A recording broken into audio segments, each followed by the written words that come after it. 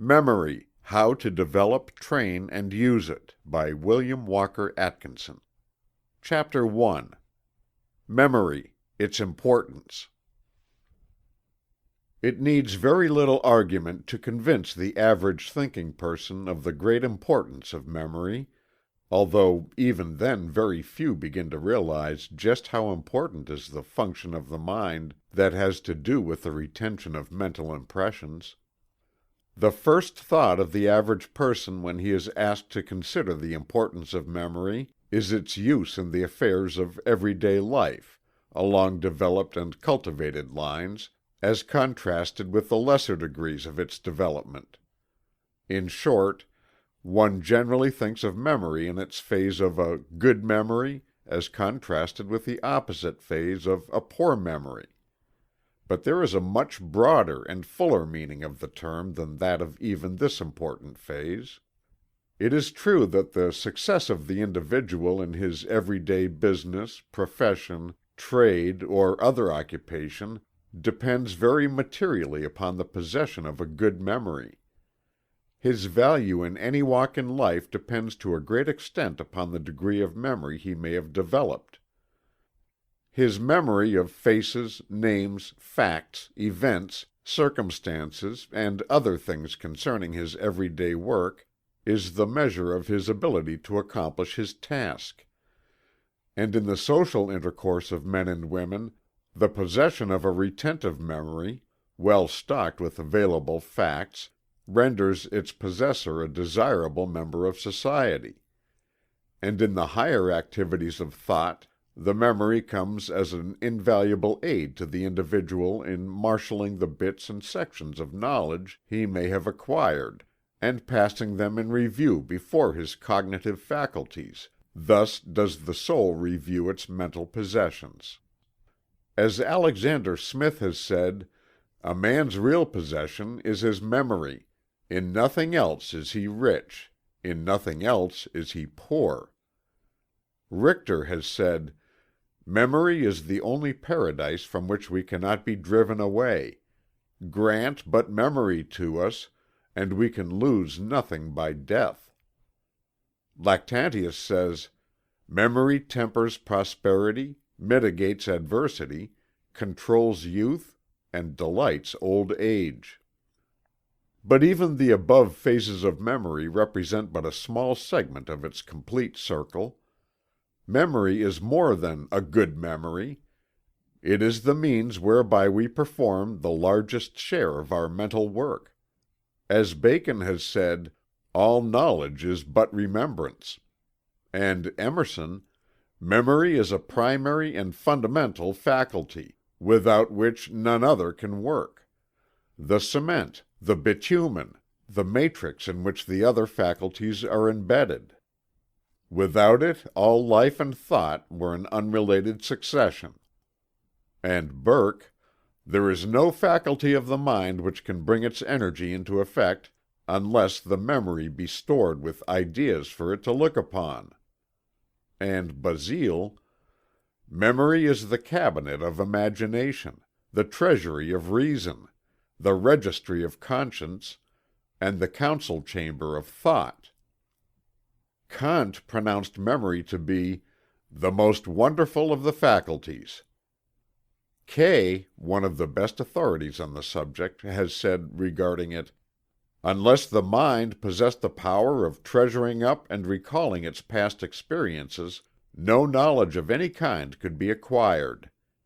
If every sensation, thought, or emotion passed entirely from the mind the moment it ceased to be present, then it would be as if it had not been, and it could not be recognized or named should it happen to return. Such an one would be not only without knowledge, without experience gathered from the past, but without purpose, aim, or plan regarding the future, for these imply knowledge and require memory. Even voluntary motion, or motion for a purpose, could have no existence without memory, for memory is involved in every purpose. Not only the learning of the scholar, but the inspiration of the poet, the genius of the painter, the heroism of the warrior, all depend upon memory. Nay, even consciousness itself could have no existence without memory, for every act of consciousness involves a change from a past state to a present, and did the past state vanish the moment it was past, there could be no consciousness of change. Memory, therefore, must be said to be involved in all conscious existence, a property of every conscious being. In the building of character and individuality, the memory plays an important part, for upon the strength of the impressions received, and the firmness with which they are retained, depends the fiber of character and individuality. Our experiences are indeed the stepping stones to greater attainments, and at the same time our guides and protectors from danger. If the memory serves us well in this respect, we are saved the pain of repeating the mistakes of the past, and may also profit by remembering and thus avoiding the mistakes of others. As Beatty says, "When memory is preternaturally defective, experience and knowledge will be deficient in proportion, and imprudent conduct and absurd opinion are the necessary consequence." Bain says, "A character retaining a feeble hold of bitter experience, or genuine delight, and unable to revive afterwards the impression of the time, is in reality the victim of an intellectual weakness under the guise of a moral weakness. To have constantly before us an estimate of the things that affect us, true to the reality, is one precious condition for having our will always stimulated with an accurate reference to our happiness. The thoroughly educated man, in this respect, is that he can carry with him at all times the exact estimate of what he has enjoyed or suffered from every object that has ever affected him, and in case of encounter can present to the enemy as strong a front as if he were under the genuine impression. A full and accurate memory, for pleasure or for pain, is the intellectual basis both of prudence as regards self, and sympathy as regards others." So we see that the cultivation of the memory is far more than the cultivation and development of a single mental faculty. It is the cultivation and development of our entire mental being, the development of ourselves. To many persons the words memory, recollection, and remembrance have the same meaning, but there is a great difference in the exact shade of meaning of each term. The student of this book should make the distinction between the terms, for by so doing he will be better able to grasp the various points of advice and instruction herein given. Let us examine these terms. Locke, in his celebrated work, The Essay Concerning Human Understanding, has clearly stated the difference between the meaning of these several terms. He says, "Memory is the power to revive again in our minds those ideas which after imprinting have disappeared, or have been laid aside out of sight. When an idea again recurs without the operation of the like object on the external sensory, it is remembrance. If it be sought after by the mind, and with pain and endeavor found, and brought again into view, it is recollection." Fuller says, commenting on this, "Memory is the power of reproducing in the mind former impressions, or percepts. Remembrance and recollection are the exercise of that power, the former being involuntary or spontaneous, the latter volitional. We remember because we cannot help it, but we recollect only through positive effort. The act of remembering, taken by itself, is involuntary. In other words, when the mind remembers without having tried to remember, it acts spontaneously. Thus it may be said, in the narrow, contrasted sense of the two terms, that we remember by chance, but recollect by intention, and if the endeavor be successful, that which is reproduced becomes, by the very effort to bring it forth, more firmly entrenched in the mind than ever.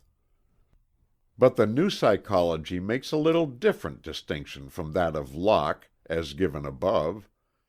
It uses the word memory not only in his sense of the power to retrieve, etc., but also in the sense of the activities of the mind which tend to receive and store away the various impressions of the senses, and the ideas conceived by the mind, to the end that they may be reproduced voluntarily, or involuntarily, thereafter. The distinction between remembrance and recollection, as made by Locke, is adopted as correct by the new psychology.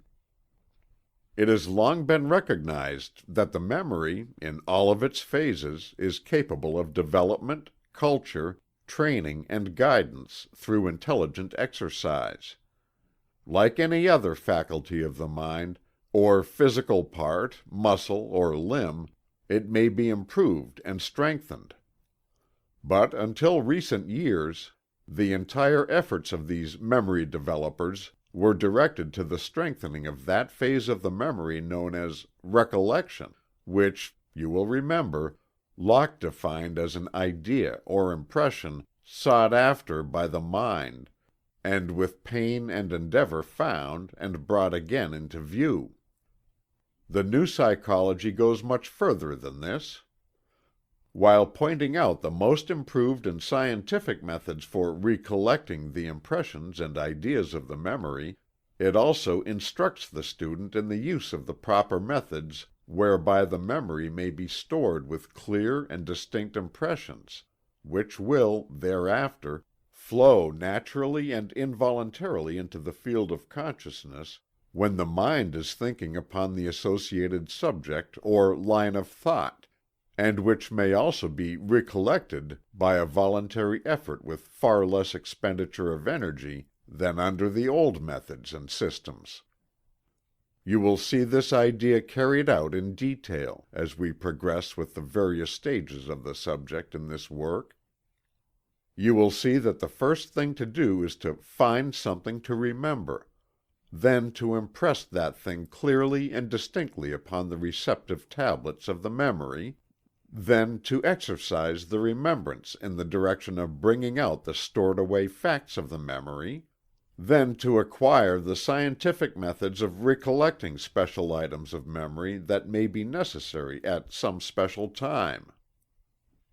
This is the natural method in memory cultivation, as opposed to the artificial systems that you will find mentioned in another chapter. It is not only development of the memory, but also development of the mind itself in several of its regions and phases of activity. It is not merely a method of recollecting, but also a method of correct seeing, thinking, and remembering. This method recognizes the truth of the verse of the poet Pope, who said, "Remembrance and reflection, how allied! What thin partitions sense from thought divide!" End of chapter 1.